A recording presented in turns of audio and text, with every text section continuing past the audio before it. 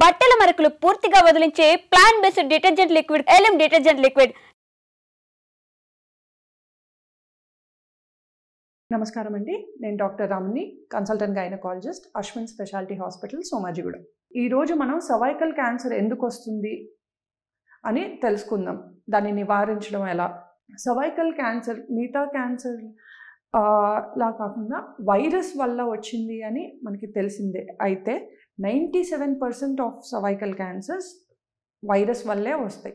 ఈ virus human papilloma virus అని అంటారు. ఇది సెక్షువల్ కాంటాక్ట్ ద్వారా ఒకరి నుంచి ఇంకొకరికి ట్రాన్స్ఫర్ అవుతుంది.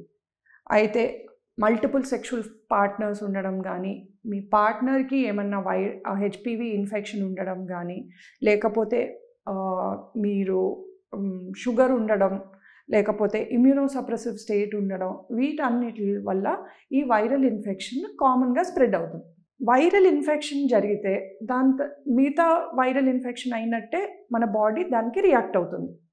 Most of the time 90% of the time మన బాడీ విన్ అవుతుంది, వైరస్ని అరకడుతుంది. అయితే రిపీటెడ్గా ఈ వైరస్కి ఎక్స్పోజ్ అవ్వడం కానీ, అంటే రెగ్యులర్ ఇంటర్వెల్లో ఒకసారి ఇన్ఫెక్షన్ వచ్చి మళ్ళీ తగ్గి మళ్ళీ రీఇన్ఫెక్షను, మళ్ళీ ఆ వైరస్కి ఎక్స్పోజర్ అవ్వడం, ఇలా మల్టిపుల్ టైమ్స్ జరగడం వల్ల ఈ సర్విక్స్లో చేంజెస్ అంటూ మొదలవుతాయి. సర్విక్స్లో చేంజెస్, వీటిని ఫస్ట్ మెటాప్లేసియా అంటారు, తర్వాత డిస్ప్లేసియా అంటారు, లాస్ట్లో క్యాన్సర్ వరకు మారుతుంది. అది ఈ ప్రాసెస్ అంటే ఇన్ఫెక్షన్ అయినప్పటి నుంచి క్యాన్సర్లోకి మారే స్టేజ్ వరకు దీన్ని లేటెంట్ ఫేజ్ అంటారు. ఇది సర్వైకల్ క్యాన్సర్లో దాదాపు 10 years వరకు ఉండొచ్చు. సో మనం ఈ 10 yearsలో ఏ పాయింట్ ఆఫ్ టైంలో కానీ సర్వైకల్ క్యాన్సర్ రాకుండా ప్రివెంట్ చేసుకోవచ్చు, కనిపెట్టవచ్చు. So first cervical HPV infection అయినప్పుడు ఫస్ట్ బాడీ హీల్ అయిపోతుంది. అలా రిపీటెడ్గా అవ్వడం వల్ల ఫస్ట్ డిస్ప్లేసియా అంటారు. ఈ చేంజెస్ మనకి ఒక టెస్ట్ ద్వారా మనం తెలుసుకోవచ్చు. అంటే సర్విక్స్లో జరిగే చేంజెస్ని ఒక టెస్ట్ ద్వారా తెలుసుకోవచ్చు. దాన్ని ప్యాప్ టెస్ట్ అంటారు.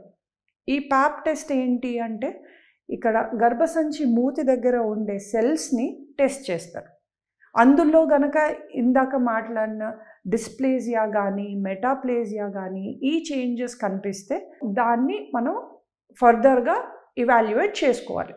సో లాస్ట్లో అవి క్యాన్సర్ కన్నా ముందు, అంటే ప్రీ ఇన్వేజివ్ లీజన్స్ అంటారు వీటిని. ఇవి మనకి రెగ్యులర్ టైంలో మనం ప్యాప్ స్మియర్ చేయించుకుంటా ఉంటే ఏ టైంలో ఒకసారి కాకపోయినా ఇంకోసారి ఈ చేంజెస్ మనం కనిపెట్టి వీటిని క్యాన్సర్లోకి మారకముందే మనం యాక్షన్ తీసుకోవచ్చు. సో 30 years దాటిన ప్రతి ఒక్క మహిళ has to get Pap smear రెగ్యులర్గా చేయించుకుంటూ ఉండాలి. ఇది ఫస్ట్ ఎవ్రీ ఇయర్ చేయించుకొని ఒక 3 years తర్వాత నెగటివ్ 3 reports వచ్చిన తర్వాత ఎవ్రీ 3 years చేయించుకుంటూ ఉండాలి అంటిల్ 65-70 years వరకు. లేకపోతే హిస్టెక్టమీ ఏమైనా బినైన్ కాజెస్ వల్ల చేస్తే అంతతో ఆపేసేయచ్చు. కానీ ప్యాప్ స్మియర్ రెగ్యులర్గా చేయించుకోవడం చాలా అవసరం. ఇప్పుడు లేటెస్ట్గా మనకి ఈ వ్యాక్సినేషన్ అవైలబిలిటీ ఉంది. మనకి హెచ్పివి వైరల్ ఇన్ఫెక్షన్ కాబట్టి ఆ వైరల్ ఇన్ఫెక్షన్ రాకుండా ఆర్ దాని ఎఫెక్ట్స్ ఎక్కువ లేకుండా మనం ఈ వ్యాక్సిన్ తీసుకోవచ్చు. 9 years గర్ల్ నుంచి 45 years ఏజ్ మహిళ వరకు అందరికీ ఈ వ్యాక్సిన్ ఇవ్వచ్చు. ఈ వ్యాక్సిన్ ఇన్ఫెక్షన్ రాకముందు ఇవ్వడం మోస్ట్ బెనిఫిషియల్, అండ్ ఇది ప్రతి ఒక్క మహిళ దీన్ని ఉపయోగించుకోవాలి. దీనివల్ల మనకి సర్వైకల్ క్యాన్సర్ రాకుండా ఆపొచ్చు, అలాగే జెనైటల్ వార్ట్స్ కూడా రాకుండా మనం కాపాడవచ్చు. అయితే ఈ హెచ్పివి వైరస్ జెనైటల్ వార్ట్స్ అండ్ క్యాన్సరే కాకుండా ఓరోఫరెంజియల్ వార్ట్స్ కూడా కాజ్ చేస్తాయి కాబట్టి దాని నుంచి కూడా మనం కాపాడవచ్చు. ఆన్ ద హోల్ మనం ఈరోజు తెలుసుకునేది ఏంటి అంటే, అన్ని క్యాన్సర్ని మనం ప్రివెంట్ చేయలేము, కానీ మనకి మోస్ట్ కామన్గా విమెన్లో చూసే క్యాన్సర్ ఈ సర్వైకల్ క్యాన్సర్. దీన్ని మనం ఒకటి వ్యాక్సిన్ తీసుకొని రాకుండా చేసుకోవచ్చు. Second thing, regular Pap smear testing వల్ల మనం అది ముందుగానే పసిగట్టి ప్రీ ఇన్వేజివ్ క్యాన్సర్లోకి మారకముందే దానికి కనిపెట్టి మనం దాన్ని కంట్రోల్ చేయొచ్చు.